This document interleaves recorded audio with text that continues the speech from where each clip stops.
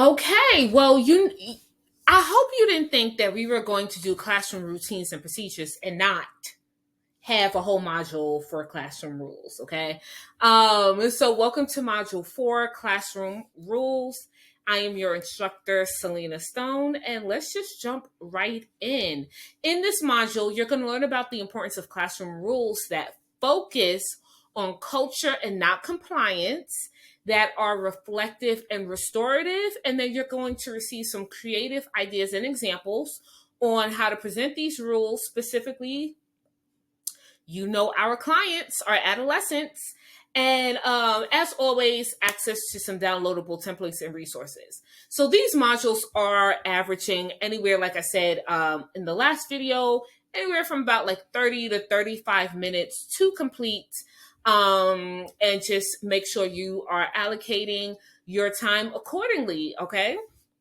And again, if you're in the collective, then make sure you are completing these modules before we meet. So let's jump right in. Adolescence and rules. It's almost as if it's like Superman and Kryptonite, right? Or it can feel that way, okay?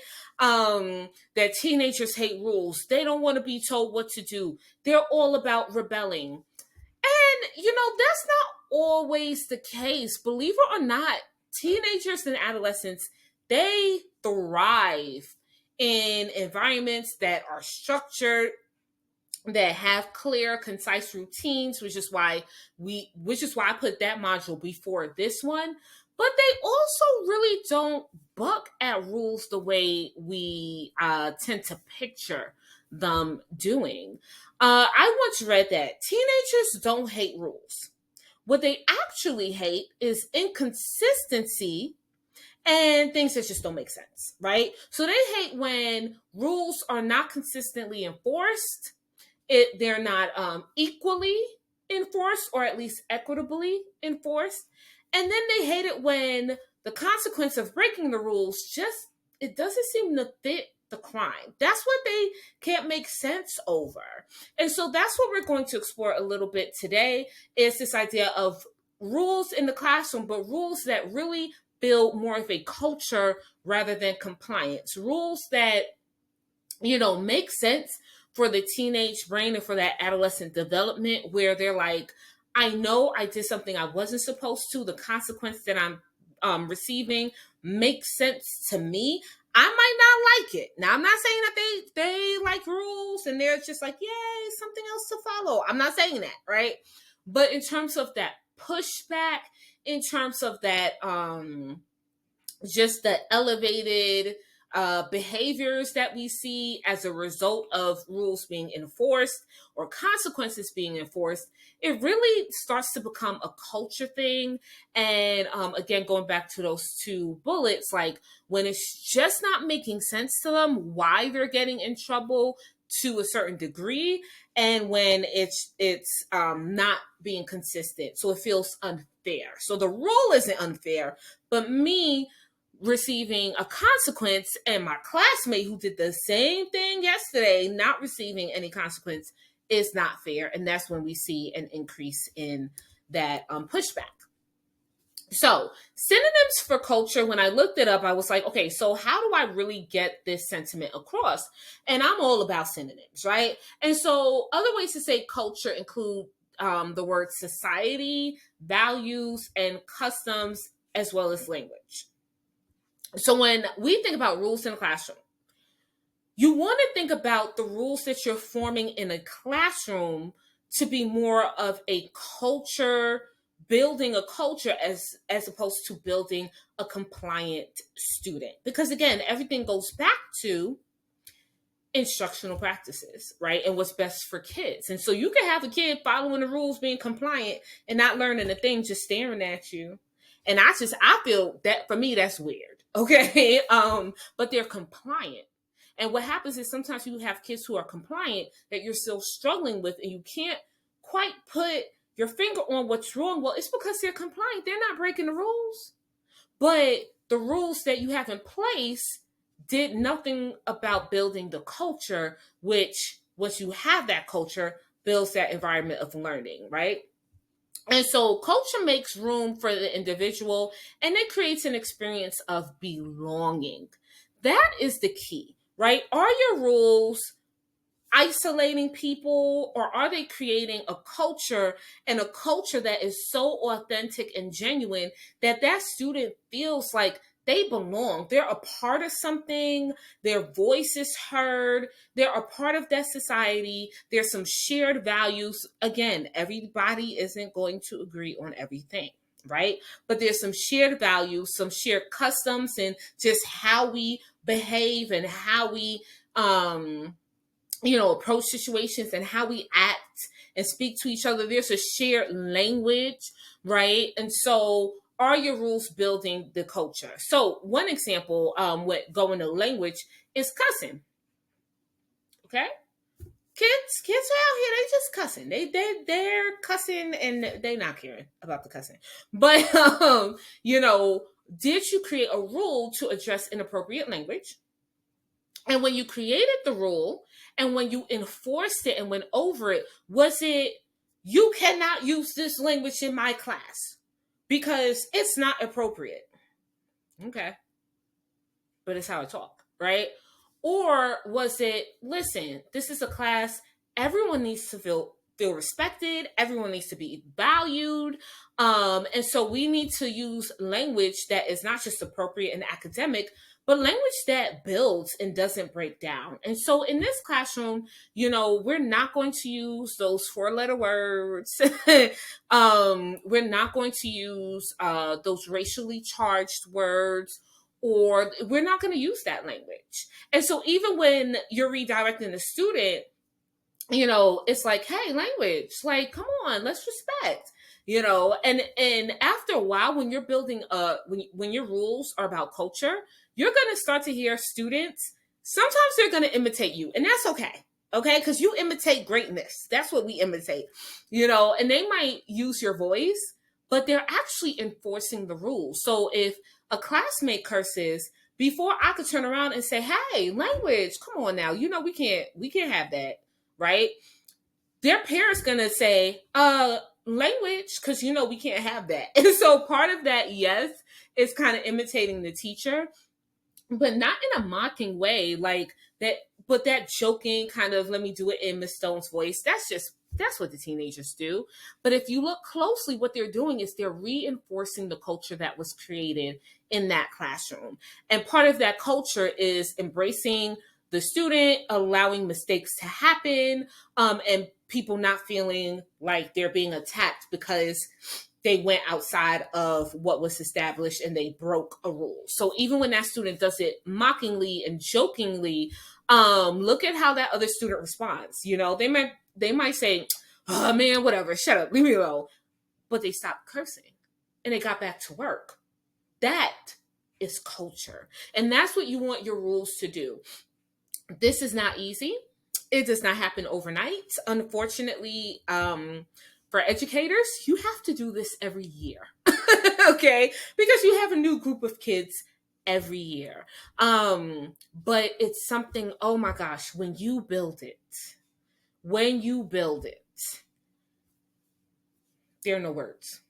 Okay? When you build it, it's an experience that you're going to be so glad that you did that mind shift when it came to rules in your classroom, and you're going to see the benefits of it, and it's going to be great. And so when we say culture versus compliance, we're aiming for culture. Why not compliance? Well, when you look at the word compliance, some synonyms include concession, meekness, submission, passivity. Whew. These are not descriptors of the adolescent. They don't want to be meek. They don't want to be silenced. They don't want to feel like they have to submit. They want to feel like they still have a say, that they have a presence, that they have a voice. And so building culture allows you to cultivate, okay, well, what does that presence and voice mean when we're in this classroom? How are you able to use it and contribute to the classroom culture, as opposed to compliance saying, I don't want to hear your voice. This is my room. This is my voice. These are my rules. And that's it. that's where you get a lot of that pushback and the breaking of the rules, and the breaking of the rules with no remorse, because people don't break rules. Okay, I'm not going to.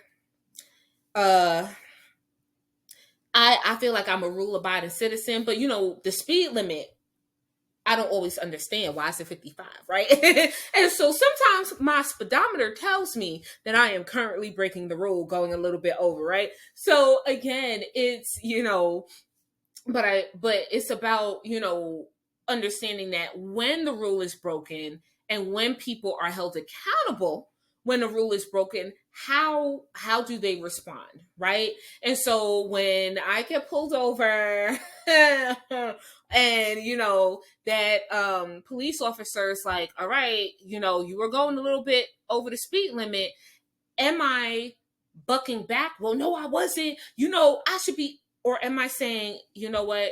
You're right, officer, and am I taking my consequence as is? Okay. Because I understand that the rule was built to create a culture of safety on the road, and not necessarily just having everybody be the same way and do the same thing. No, but it was there so that people feel safe and people can drive safely. And so compliance creates a divisive experience a lot of times in the classroom, and us versus them versus culture that builds that inclusive feeling. So again, focusing on culture does not mean creating a free for all. So I want to be very clear. Okay. It's not okay. Now we just focus on culture. Do what you want to do. Absolutely. In whose classroom? Absolutely not. But it creates a community where students are contributors, students are stakeholders. So again, that's that student that's like, hey, language before you can say it. They're stakeholders. They recognize, hold on, this isn't what we do in this classroom. Now they might do it in somebody else's classroom. And if it's happening, you tell that person, come on over the foundations and get some of this good learning. Okay. But it's creating the students who are stakeholders who want to maintain that inclusive environment where they're safe, where their voices are heard, where everyone's respected.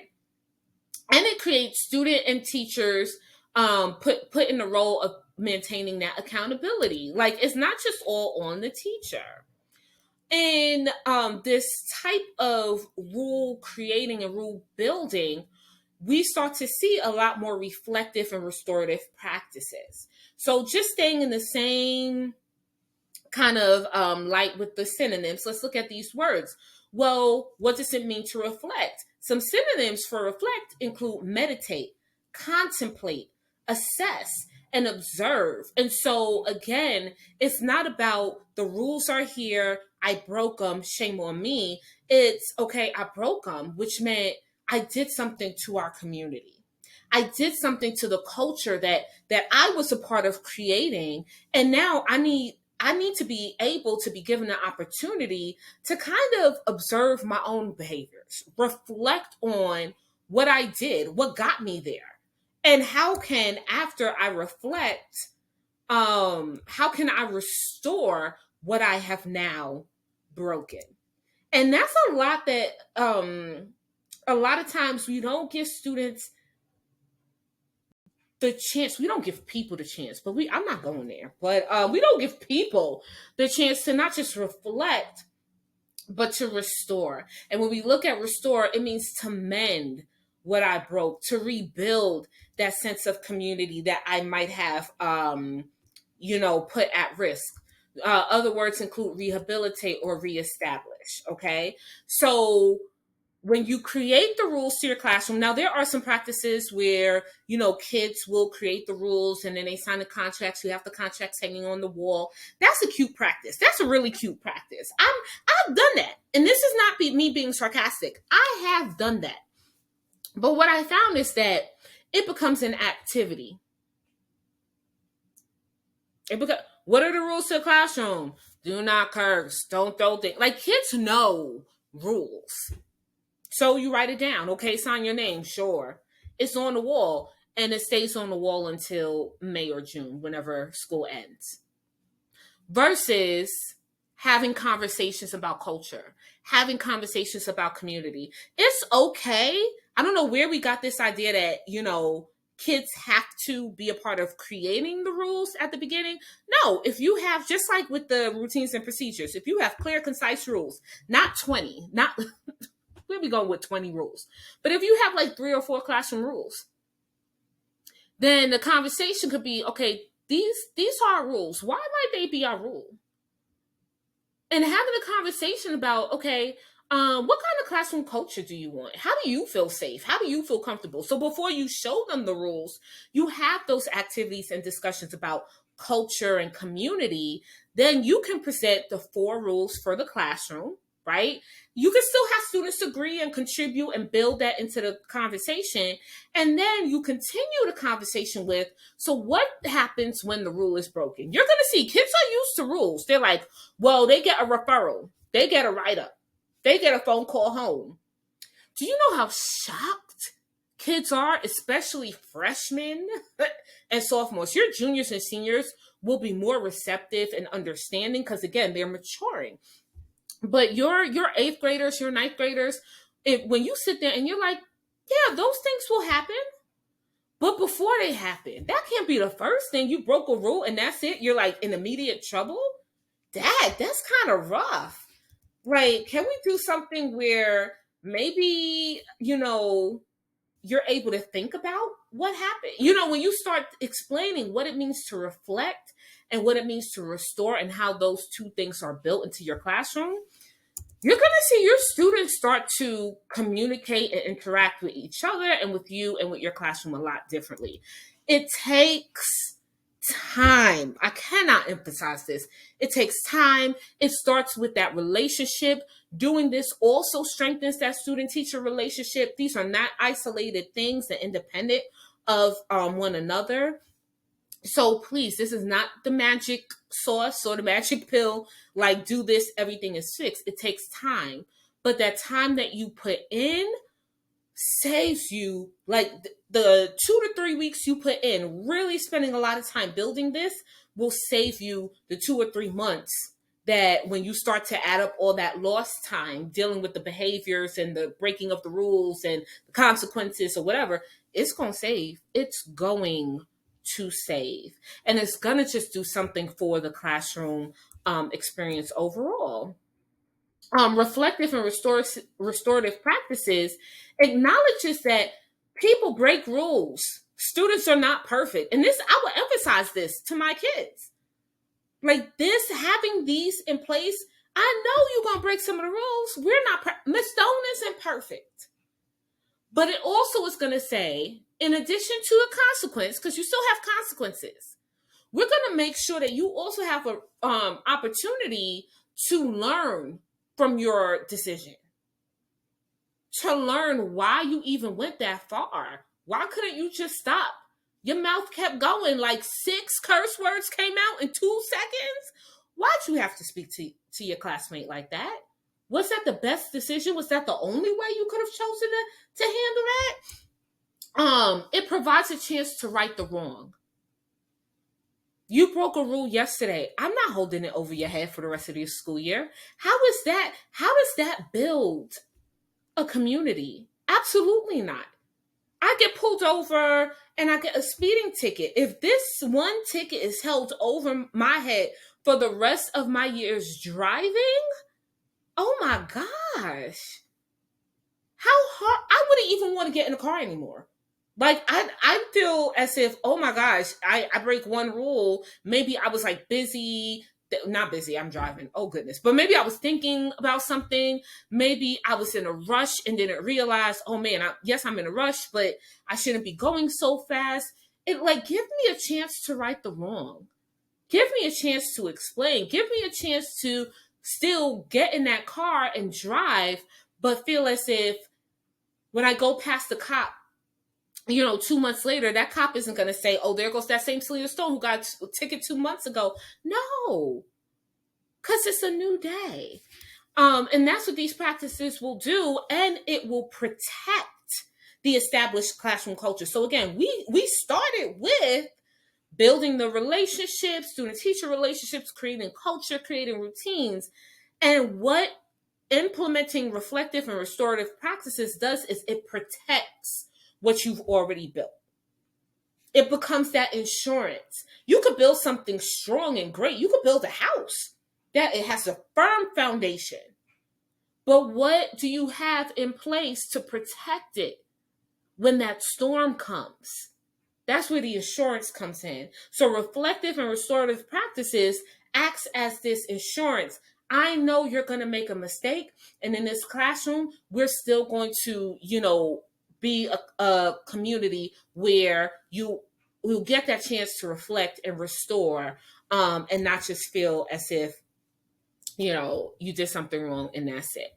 So these are some actual pictures, y'all. Okay, these are some pictures. So this particular teacher, Miss Gomez, fantastic teacher, new teacher, year 2. It's her first year at this campus in this district and her second year teaching. Okay. And she has a great relationship with her kids. Okay. She has a phenomenal relationship, but like everyone else, she has that one class. I don't care how great of a teacher you are. You got that one class. And sometimes it changes. So sometimes at the beginning of the year, it's like period 6. And at the end of the year, it's period 3. It's always going to be that one class. So she has the one class. And there were several reasons why this class, presented some challenges for her that was outside the class themselves, some things that we dealt with as well, as a coach to a teacher.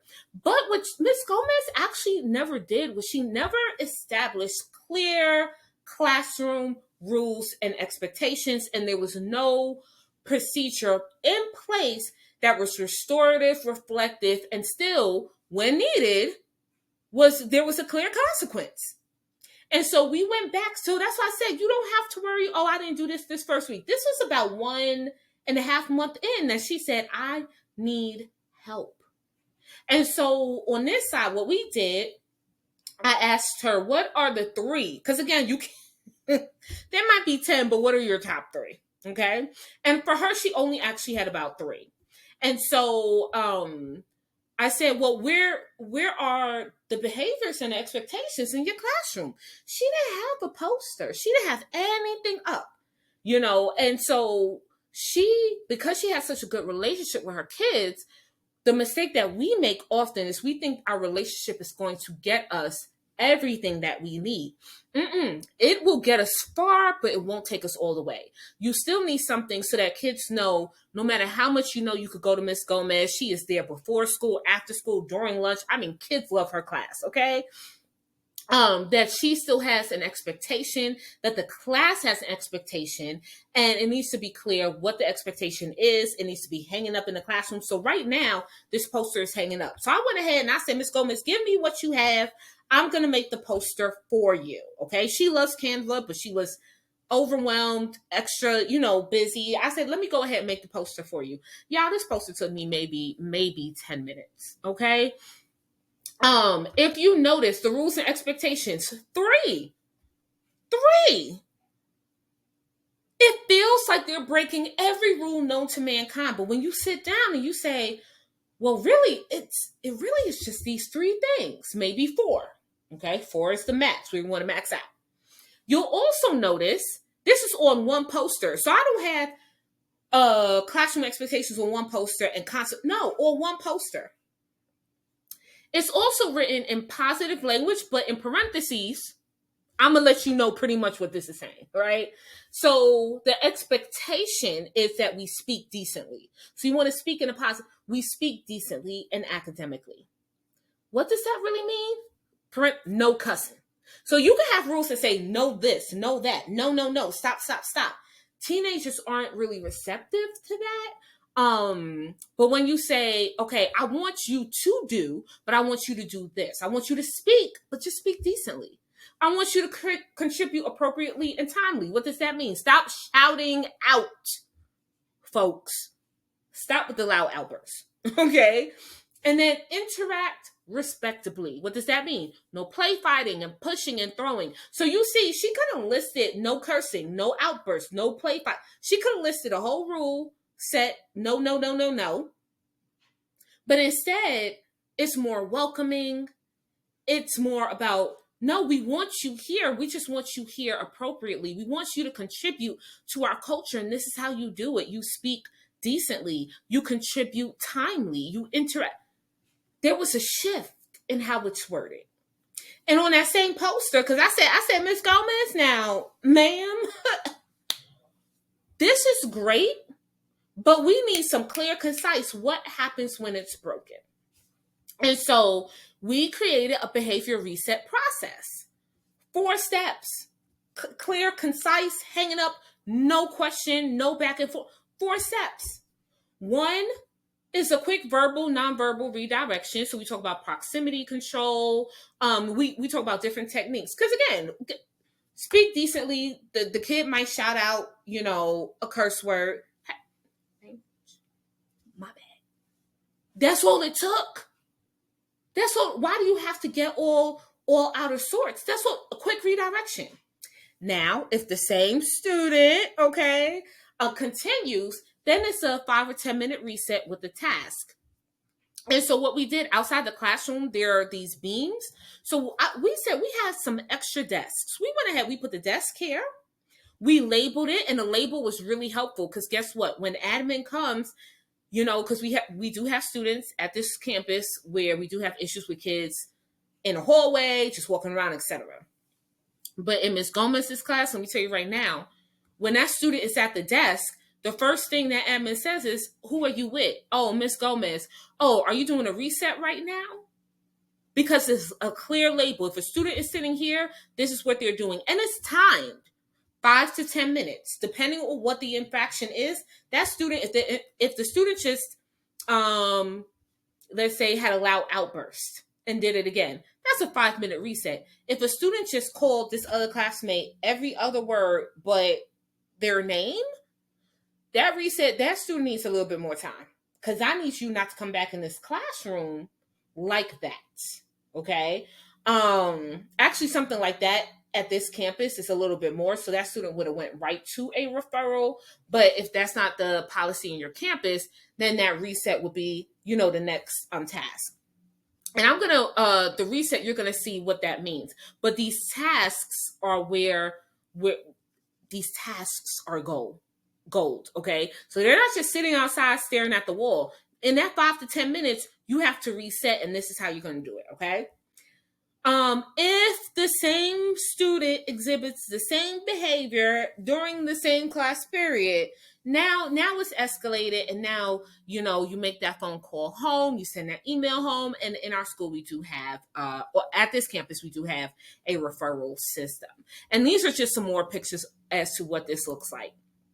So you're going to get, in the next video, you're going to get some of these resources. So I'll go through, when I say tasks, I'm going to go through that a little bit more.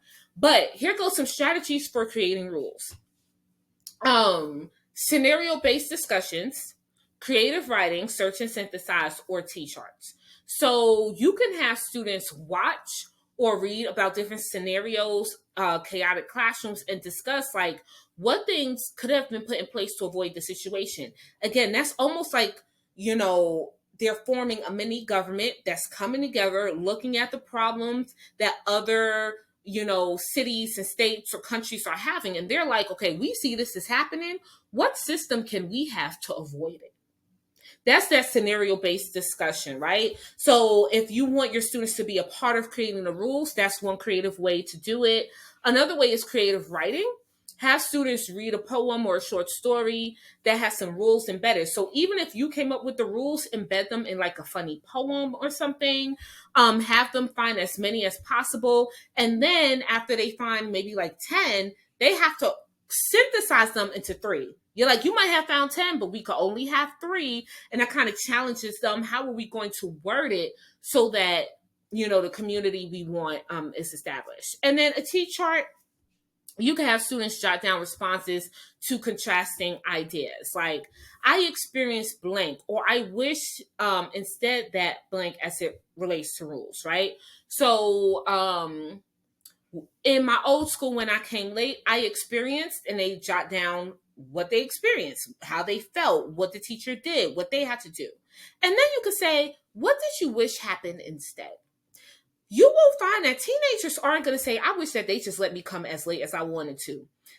That's your jokester. That's your clownster. Most teenagers will actually say, I wish they gave me a chance to explain. I wish they gave a little bit of a grace period. Like you get to see, and then you get to create your rules based on that. And for some of those things, it might not be a rule. It might be you adjusting your routines and your procedures. Okay. So these are just 3 scenarios. This is adapted. This is not mine.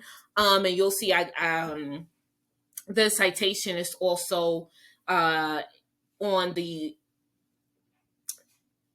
in the video, but it's also in the description under the video. This is adapted from Marzano's book, Classroom Management That Works. And this is an example of that poem. So I took it and I turned it into my own poem. And I had students do just that, right? So they were like, oh, we have to bring our supplies. Oh, we need to be on time. And we like this whole poem, they pulled out a lot of rules. And then we had a discussion where we turned all of these things into clear 3 rules. And then the rest, of course, I had embedded in routines and procedures anyway. So you will have access to Classroom Culture and Consequences Anchor Chart example. So what I showed you, you're going to have that as an example that you can use so that you remember 3 to 4 concise rules, step-by-step procedures when the rule is broken, and you're going to get some ideas for a reset task.